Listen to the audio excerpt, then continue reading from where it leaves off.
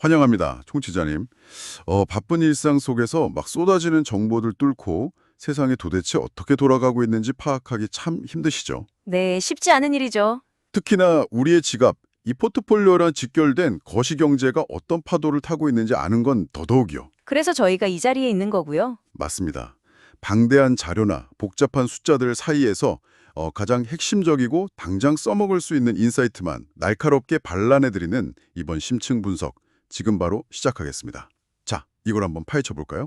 오늘 저희가 테이블 위에 올려놓고 제대로 해체해 볼 자료는 아주 따끈따끈하면서도 동시에 등골을 좀 서늘하게 만드는 전략 보고서입니다. 네, 오늘 시장을 그대로 반영한 보고서죠. 맞아요. 바로 2026년 3월 3일자 전략 보고서인데요. 제목부터가 이미 시장의 비명소리를 막 담고 있어요. 전략 리포트, 블러디 튜즈데이, 중동발 블랙스완과 패닉슬링, 항복인가, 새로운 질서의 서막인가 이렇게 돼 있습니다. 제목만 딱 들어도 오늘 시장에 짙게 깔려있던 그 피로감이랑 극단적인 공포가 생생하게 전해집니다. 그쵸? 근데 오늘 다룰 내용이 워낙 묵직하고 민감한 이슈들을 꽉꽉 채우고 있다 보니까요. 본격적인 데이터 분석으로 들어가기에 앞서서 청취자님들께 아주 중요한 안내 말씀을 하나 먼저 드리고 넘어가야 할 것 같습니다. 아, 네, 맞습니다. 필수적인 부분이죠. 오늘 저희가 분석할 이 전략 보고서 원문에는 그 도널드 트럼프 미국 행정부의 어떤 군사적이나 정치적 의도에 대한 분석, 그리고 이란과 관련된 아주 민감한 지정학적 충돌 이슈가 여과 없이 담겨 있거든요. 네, 그대로 다 들어있죠. 그래서 이 방송을 듣고 계신 청취자님들께 분명히 아주 명확하게 말씀드리고 싶은 건요. 저희 두 진행자는 특정 정치적 입장을 지지하거나 특정 국가의 외교 군사적 행위를 대변할 의도가 진짜 전혀 없다는 점입니다. 전혀 없습니다. 저희의 임무는 오직 하나뿐입니다. 네, 제공된 보고서에 담긴 기관 투자자들의 시각, 그리고 그 건조한 시장 데이터 자체를 객관적으로 회치하는 겁니다. 이 무서운 숫자들이 청취자님의 포트폴리오에 도대체 어떤 의미를 던지는지 중립적인 시각에서 전달해드리는 것, 딱 거기까지입니다. 완벽합니다. 자, 청취자님 마음의 준비가 되셨다면 본격적으로 시작해볼까요? 좋습니다. 오늘 시장이 보여준 이 숫자는 그야말로 역사 교과서에 남을 만한 궤적이 될 때니까요. 진짜 오늘 보고서 첫 페이지에 적힌 수치들 딱 보면서 제 눈을 의심했습니다. 코스피 5,791.91. 단 하루 만에 무려 마이너스 7.24%가 그냥 증발해버렸어요. 기록적인 폭락이죠. 네, 거기다 국내 선물 지수는 859.6으로 마이너스 8.34%나 주저앉았고요. 아니 이게 그냥 오늘장이 좀 안 좋다, 뭐 건강한 조정장이다 이렇게 말할 수 있는 수준을 아득히 넘어섰잖아요. 그렇죠.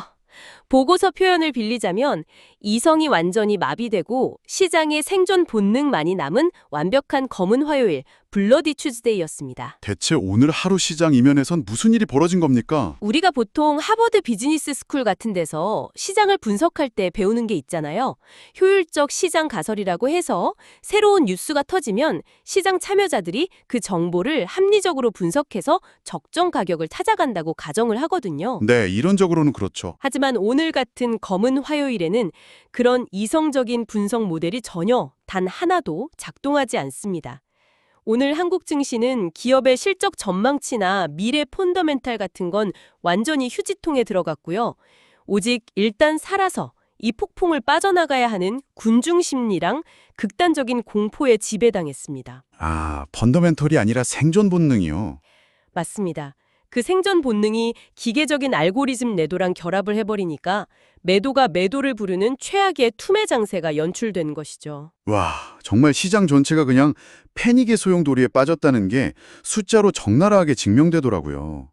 특히 개인 투자자들을 가장 공포에 질리게 만든 건 아무래도 환율표, 그리고 외국인들의 매도 규모였어요. 환율이 정말 무서웠죠. 원달러 환율이 무려 1462.11원까지 수직으로 상승했습니다. 게다가 외국인들이 오늘 하루에만 코스피에서만 5조 1,737억 원어치의 주식을 말 그대로 시장에 집어 던지고 나갔어요. 어마어마한 물량입니다. 하루에 5조 원 순매도라니 이건 그냥 대탈출, 엑소더스 아닙니까? 네, 이것을 큰 그림과 연결해 보면 의미가 확 달라집니다. 하루에 5조 원이라는 자금이 빠져나갔다는 건 외국인 투자자들이 대한민국 원화 자산의 가치나 개별 기업의 경쟁력을 갑자기 의심해서가 아닙니다. 그게 아니군요. 네, 이건 아주 긴급하고 기계적인 대피입니다. 지금 총알이 빗발치는 전장 한가운데서 수익률 몇 % 따지고 있을 시간은 없잖아요. 그렇죠. 당장 살아야 하니까. 일단 가장 안전하고 튼튼한 방공호로 자산을 옮겨야 하는데 이 글로벌 금융 시스템에서 그 궁극의 방공호는 언제나 미국 달러거든요. 아, 달러라는 방공호. 신흥국 시장에서 자금을 빨리 빼서 달러로 환전하려는 수요가 폭발하다 보니까 환율이 1,460원 선을 그대로 뚫고 치솟은 겁니다. 데이터 흐름을 보면 이 패닉이 진정되지 않을 경우 심리적 마지노선인 환율 1,500원 돌파도 순식간에 일어날 수 있는 가시권에 들어왔다고 분석하고 있습니다. 환율 1,500원 시대라니 진짜 상상만으로도 숨이 턱 막히네요. 그렇다면 도대체 무엇이 전 세계의 그 똑똑한 스마트머니를 이토록 공포에 질리게 만든 걸까요? 지정학적 블랙스완이죠. 네, 보고서가 지목한 거대한 블랙스원은 크게 두 가지였습니다. 이란 최고 지도자 하메네이의 갑작스러운 사망, 그리고 곧바로 이어진 미군의 이란 공습입니다. 여기에 더해서 이란 측에서 선박을 소각해버리겠다면서 아주 극단적인 보복을 예고했는데 이게 글로벌 경제에 그렇게까지 치명적인 타격을 주는 일인가요? 이란의 그 선박 소각 발언을 그저 화가 나서 던지는 뻔한 외교적 수사, 엄포 정도로 넘기면 정말 큰일 납니다. 이란은 호르무즈 해협이라는 세계 경제의 가장 치명적인 급소를 통제할 수 있는 위치에 있거든요. 아, 호르무즈 해협이요? 전 세계 원유 물동량의 약 20%가 이 좁디 좁은 해협을 지나갑니다. 만약 이란이 실제로 해협을 봉쇄하거나 상선에 대한 공격을 감행해서 이곳이 마비된다면 어떻게 될까요? 아시아와 유럽으로 가는 에너지 공급망의 동맥이 그대로 끊어지게 됩니다. 피가 안 통하는 거네요. 그렇죠. 원유 공급이 막히면 보고서가 유가 100달러 돌파를 기정사실로 보는 이유가 바로 여기에 있습니다. 에너지를 수입해다 물건을 만드는 국가들은 당장 공장 돌리는 비용이 폭등하게 되고요. 이는 곧 걷잡을 수 없는 글로벌 인플레이션으로 직결되는 아주 무서운 역학관계입니다. 석유의 동맥이 끊길 수도 있다는 그 공포감이 시장을 그대로 덮쳐버린 거군요. 그런데 여기서 저는 이 보고서를 읽으면서 굉장히 의아한 점이 하나 딱 있었습니다. 어떤 부분이죠? 주말 사이에 중동에서 전쟁이 터졌고 한국 코스피는 오늘 7% 넘게 피를 철철 흘리면서 무너졌잖아요. 네. 그런데 어젯밤 미국 월스트리트를 보면요. 나스닥에서는 오히려 기술주들을 중심으로 공격적인 저가 매수세가 쫙 들어왔단 말이죠. 똑같은 전쟁 리스크를 맞았는데 왜 미국 시장은 주식을 사담고 한국 시장만 이렇게 처참하게 녹아내린 겁니까? 그게 바로 이번 사태를 분석하는 데 있어서 가장 핵심적인 디테일이자 관전 포인트 중 하나입니다. 월가의 트레이더들은 이미 과거의 경험을 통해 뚜렷한 학습 효과를 가지고 있거든요. 학습 효과요? 네. 트럼프 행정부의 군사행동 패턴을 보면 질질 끄는 전면전으로 가는 긴 전쟁보다는 압도적인 무력을 단기간에 팍 투사하고 바로 협상 테이블로 끌고 가는 방식을 선호한다는 걸 이미 다 알고 있죠. 아, 트럼프의 전쟁은 길지 않다. 맞습니다. 게다가 보고서 원문의 시각에 따르면 2분기 중간선거를 앞두고 백악관이 지지율 결집을 위한 일종의 정치적 레버리지로 이번 강공을 선택했을 가능성도 제기되고 있거든요. 아하. 즉, 월가 입장에서는 이 전쟁은 길게 가지 않는다. 오히려 이 단기적인 지정학적 쇼크 뒤에는 대규모 국방비 증액이나 경제부양책이 뒤따를 것이다 라는 계산이 딱 서기 때문에 과감하게 저가 매수에 들어가는 겁니다. 아, 미국 투자자들에게는 이게 일종의 매수 찬스로 해석이 되었다는 거군요. 그렇다면 한국은 왜 이런 이중고, 삼중고를 겪고 있는 거죠? 한국의 상황은 구조적으로 완전히 모순되어 있습니다. 미국의 군사적, 외교적 에너지가 중동으로 급격하게 확 쏠리게 되면요. 당장 아시아 태평양 지역, 특히 한반도에 주둔하는 미군 전력의 재배치나 안보 공백에 대한 리스크가 부각될 수밖에 없거든요. 그렇죠. 주한미군 문제. 게다가 한국은 원유를 100% 수입에 의존하는 수출 중심 국가잖아요. 유가가 폭등하면 경제의 펀더멘탈 자체가 흔들립니다. 즉, 미국은 자국 내에서 통제 가능한 단기적 이벤트로 이걸 소화하는 반면에요. 네. 한국 증시는 외국인들의 대규모 이탈, 유가 폭등에 따른 비용 상승, 그리고 한반도 지정학적 안보 리스크라는 삼중고를 한꺼번에 두들겨 맞으면서 훨씬 더 민감하고 취약하게 반응을 한 겁니다. 듣고 보니까 고개가 확 끄덕여지네요. 그래서 이게 다 무슨 의미일까요?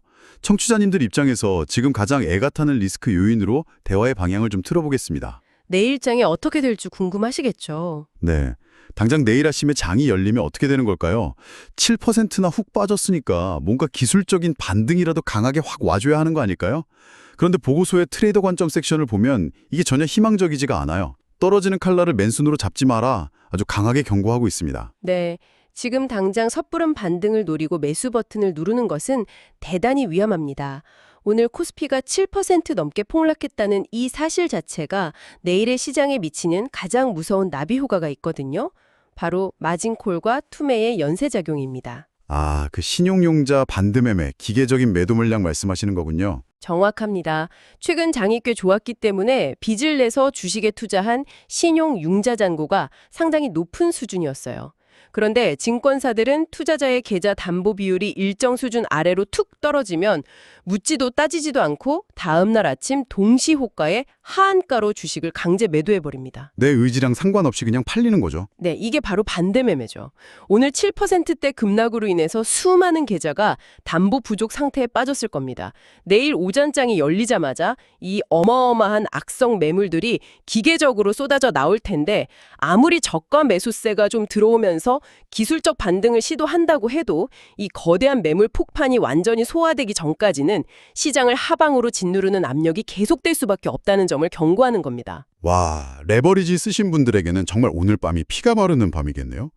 그런데 내일 당장의 수급 문제도 무섭지만 저는 거시적으로 언급된 이 스태그플레이션 공포 시나리오가 훨씬 더 두렵게 느껴졌습니다. 구조적인 리스크죠. 유가가 오르면 물가가 다시 확 자극을 받을 텐데 그러면 우리가 시장에서 그렇게 고대하던 금리 인하 사이클은 이거 완전히 물 건너가는 거 아닌가요? 바로 그 지점이 주식시장, 특히 최근 한국 코스피를 주도하던 성장주 섹터들에게 치명타로 작용하는 위기 요인입니다. 최근 1, 2년간 시장을 멱살 잡고 끌고 온 인공지능이나 반도체 같은 기업들의 높은 주가 밸류에이션은 이제 곧 물가가 잡히고 금리가 내려갈 것이라는 아주 강력한 전제 조건 위에서 정당화가 되었거든요. 돈을 싸게 빌려야 하니까요. 금리가 낮아야 기업들이 싼 이자로 돈을 빌려서 그 엄청난 AI 인프라에 천문학적인 투자를 계속할 수 있으니까요. 그런데 중동 사태로 유가가 $100를 넘고 운송비가 치솟고 다시 인플레이션 지표가 튀어오르기 시작하면 어떻게 될까요? 중앙은행이 금리를 못 내리겠죠. 네, 중앙은행들은 금리를 내리고 싶어도 내릴 수가 없습니다. 경기는 식어갔는데 물가는 오르는 전형적인 스태그플레이션의 늪에 빠지게 되는 거죠. 이렇게 되면 먼 미래의 수익을 한껏 끌어와서 높은 가치 평가를 받고 있던 성장주들은 그 가치를 전면적으로 삭감당하는 뼈아픈 재평가 위기에 처하게 됩니다. 정말 듣고만 있어도 숨이 톡톡 막히는 완벽한 폭풍이네요. 답답한 상황이죠. 그런데 청취자님, 여기서 정말 흥미로운 부분은 바로 지금부터입니다. 좀 집중해 주시기 바랍니다. 개인 투자자들의 계좌가 막 녹아내리는 이 아비규환의 패닉 속에서도 기관들의 이른바 스마트머니는 잿더미 속에서 진주를, 이 알파를 찾아서 아주 바쁘게 움직이고 있거든요. 보고서의 인사이트가 조명하는 위기 속의 첫 번째 기회, 바로 K방산의 구조적 격상입니다. 여기서 흥미로운 점은 세 가지 기회 중 첫 번째인 이 방산 섹터를 보는 시각의 변화입니다. 이번 중동 충돌을 지켜보는 글로벌 군사 전문가들과 시장의 패러다임이 완전히 바뀌었다는 점에 주목해야 하거든요. 과거의 방산 테마주들은 전쟁 뉴스가 나면 반짝 올랐다가 휴전과 함께 폭락하는 사이클을 늘 반복했죠. 그렇죠. 재래식 무기 위주였으니까요. 하지만 지금 전개되는 양상은 데이터와 위성 기반의 AI 전쟁입니다.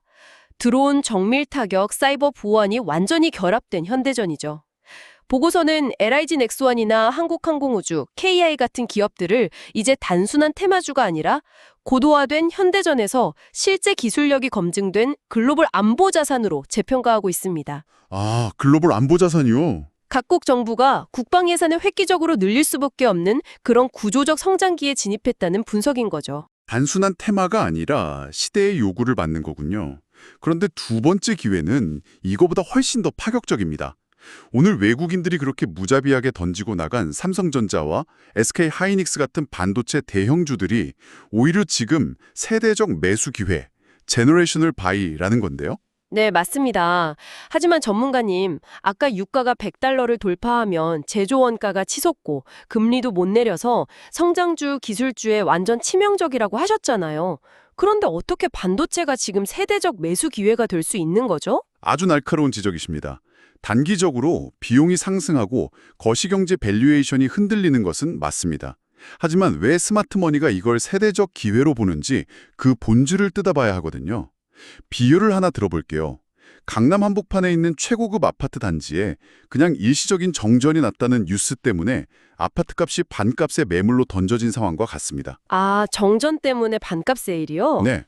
오늘 반도체 주가가 박살난 건 삼성전자와 SK 하이닉스가 갑자기 칩을 못 만들게 되거나 AI 서버 수요가 공중으로 사라져서가 전혀 아닙니다. 그렇죠. 펀더멘털은 그대로죠. 그저 한국 시장 전체의 비중을 확 줄이려는 외국민들의 알고리즘 매도 프로그램이 기계적으로 코스피 시가총액 상위 종목들을 바스켓으로 묶어서 무차별적으로 던졌기 때문에 발생한 가격의 괴리, 왜곡 현상입니다. 아, 기업의 체력이 망가진 게 아니라 기계적인 수급 때문에 생긴 어긋남이라는 거군요. 맞습니다. 마이크로소프트나 구글 같은 빅테크들이 AI 데이터 센터 짓는 걸 당장 멈출까요? 전쟁이 났다고 해서 국가 간 인공지능 개발 경쟁을 멈추지는 않습니다. 오히려 군사기술에 AI가 적극 도입되면서 그 인프라 사이클 수요는 더 가파르게 늘어날 겁니다. 네네. AI 사이클의 장기적인 방향성을 믿는 투자자라면 펀더멘털의 훼손 없이 알고리즘에 의해 비이성적으로 가격만 폭락한 지금 이 순간이 당신의 세대에서 몇 번 만나기 힘든 압도적인 할인 행사라는 논리인 거죠. 강남 최고급 아파트의 반값 세일이라 진짜 확 와닿는 비유네요. 그리고 마지막, 세 번째 기회. 저는 개인적으로 이 부분이 가장 소름 돋게 흥미로웠습니다. 전통금융시장이 문을 닫고 마비되었던 주말 동안에 비트코인을 비롯한 디지털 자산들이 가격 발견 기능을 아주 완벽하게 수행했다는 대목입니다. 이 부분은 정말 향후 금융의 역사를 논할 때 아주 중요한 사례로 기록될 겁니다. 전쟁이라는 극한의 지정학적 스트레스 테스트 상황이 하필 주말에 터졌잖아요. 주말엔 장이 안 열리죠. 그렇죠? 전통적인 은행들은 문을 닫았고 국가 간 자금 송금망인 스위프트 시스템은 멈춰 있었으며 법정 화폐를 교환하는 외환 시장도 전부 휴장이었습니다. 전통금융은 그 순간 완벽하게 기능 정지 상태였죠. 완전 마비네요. 하지만 블록체인 기반의 네트워크는 완전히 달랐습니다. 중앙 통제기관이 없기 때문에 주말이나 휴일이라는 개념 자체가 없죠. 1초도 멈추지 않고 24시간 내내 거래가 이루어지면서 전 세계 투자자들의 공포와 기대감을 실시간 가격으로 정확하게 반영해냈습니다. 와, 멈추지 않는 글로벌 장도. 라는 그 시스템의 우월성을 실시간으로 증명해버린 셈이네요. 그렇습니다. 이번 위기를 통해 비트코인은 단순히 가격이 오르내리는 투기 수단을 넘어서게 된 겁니다. 전통 금융 시스템이 붕괴하거나 마비되는 위기 상황에서도 국경과 신할의 제약을 완벽히 벗어나서 언제든 유동성을 현금화할 수 있는 디지털 안전자산으로서의 입지를 글로벌 기관 투자자들의 뇌리에 아주 깊게 각인시켰다는 분석입니다. 자, 무서운 거시적인 공포부터 그 패닉 속에 숨겨진 기회까지 쭉 한번 훑어봤습니다. 그렇다면 청취자님들 입장에서 당장 내일 오전 9시에 장이 열리면 우리는 어떻게 행동해야 할까요? 보고서가 제시하는 아주 냉정하고 구체적인 대응 전략과 타임라인을 한번 살펴보겠습니다. 네, 행동 지침이 중요하죠. 첫 번째 대원칙, 지금 시장은 공포의 정점을 통과하는 중이니까 절대 섣불리 추격 매수하지 말고 전체 자산의 30%에서 50%는 현금 비중으로 단단히 유지하라는 조언입니다. 맞습니다. 여기서 투자자의 성향별로 조금 명확한 접근법이 필요한데요. 만약 청취자님이 리스크를 최소화하고 싶은 아주 보수적인 관점의 투자자라면 지금은 바닥을 예단하고 들어갈 때가 될 때 아닙니다. 좀 더 기다려야 한다는 거군요. 환율이 진정되는 것, 최소한 1,450원 하향 안정화 흐름을 눈으로 직접 확인해야 합니다. 그리고 매일 수조 원씩 쏟아지는 외국인들의 기계적 매도세가 멈추거나 매수세로 전환되는 것을 확인하기 전까지는 철저하게 현금을 쥐고 관망하는 인내가 필요합니다. 그렇다면 반대로 조금 더 리스크를 감수하더라도 이번 폭락장을 제대로 기회로 활용하고 싶은 공격적인 관점의 투자자들은 어떻게 접근해야 할까요? 그런 분들은 앞서 말씀드린 기회 요인들을 타겟으로 삼아야 합니다. 펀더멘털이 견고한데도 수급 때문에 과매도 구간에 진입한 반도체 대형주, 그리고 전쟁 모멘텀으로 구조적 성장을 받는 방산과 에너지 섹터를 노리는 거죠. 네네. 단, 여기서 가장 중요한 규칙이 있습니다. 한 번에 모든 자금을 쏟아붓는 이른바 몰빵 투자는 절대 금물입니다. 아, 리스크 관리를 위해서요? 시장이 내일 당장 추가로 더 하락할 가능성을 항상 열어두고요. 주가가 떨어질 때마다 조금씩 비중을 늘려가는 분할 매수, 즉 피라미딩 전략을 철저히 지키셔야만 이 변동성 장세에서 생존할 수 있습니다. 분할 매수로 평균 단가를 냉정하게 관리하라는 뜻이군요. 또 하나 흥미로운 건 보고서 말미에 시장 분위기를 반전시킬 수 있는 핵심 분기점, 이른바 촉매제로 특정 날짜 2개를 콕 집어서 제시했다는 겁니다. 핵심 날짜들이죠. 3월 10일과 3월 16일인데 이 날짜들에 도대체 무슨 일들이 예정되어 있길래 주시하라는 건가요? 시장 분위기 반전을 위해 주시해야 할 아주 구체적인 수급과 센티먼트의 변곡점들입니다. 먼저 3월 10일은 코스닥 500 액티브 ETF가 신규로 상장되는 날입니다. 아, ETF 상장이요? 네, 이게 왜 중요하냐면 이런 대규모 ETF가 시장에 딱 상장되면 그 상품을 운용하는 기관 투자자들은 룰에 따라 코스닥 우량주들을 기계적으로 매수해야만 합니다. 포트폴리오를 채워야 하니까요. 어쩔 수 없이 사야 하는 돈이네요. 네, 즉 현재 공포에 질려 꽁꽁 얼어붙어 있는 국내 코스닥 시장에 엄청난 규모의 새로운 패시브 자금이 억지로라도 수혈되면서 시장 전체에 숨통을 틔워줄 수 있는 모멘텀이 되는 겁니다. 가뭄의 단비 같은 아주 강력한 매수세가 들어온다는 거군요. 그럼 3월 16일은 어떤 날인가요? 3월 16일은 엔비디아의 GTC 행사가 열리는 날입니다. 글로벌 AI 산업의 방향성을 결정짓는 가장 중요한 이벤트죠. 이 자리에서 젠슨 황 CEO가 어떤 차세대 칩과 AI 인프라 청사진에 발표하느냐에 따라 엔비디아의 핵심 파트너인 한국의 SK하이닉스와 삼성전자의 주가 모멘텀이 완전히 달라질 수 있습니다. 아, 반도체 투심을 한 방에 뒤집을 수 있겠네요. 네. 짓눌려 있던 투심을 단번에 폭발시킬 수 있는 아주 강력한 재료이기 때문에 이 두 날짜는 청취자님들도 반드시 캘린더에 체크해 두셔야 합니다. 3월 10일 코스닥 수급의 날, 그리고 3월 16일 글로벌 AI 비전의 날, 청취자님들 이거 꼭 메모해 두시기 바랍니다. 자, 숨가쁘게 달려온 오늘의 딥다이브를 서서히 마무리할 시간입니다. 주식시장은 때때로 오늘처럼 이성을 잃고 극단적인 패닉에 빠져서 막 발버둥을 칩니다. 시장의 과민 반응이죠. 네. 하지만 수백 년 금융의 역사가 증명하듯이 시장은 결국 그 과도한 공포를 이겨내고 기업이 가진 진짜 가치, 펀더멘털의 자리로 늘 회귀해 왔다는 게 오늘 보고서의 결론이기도 합니다. 지금 우리에게 필요한 건 군중의 비명소리에 동화돼서 패닉셀링에 동참하는 게 아니라 냉정한 수치를 믿고 멘탈을 꽉 붙잡는 거겠죠. 맞습니다.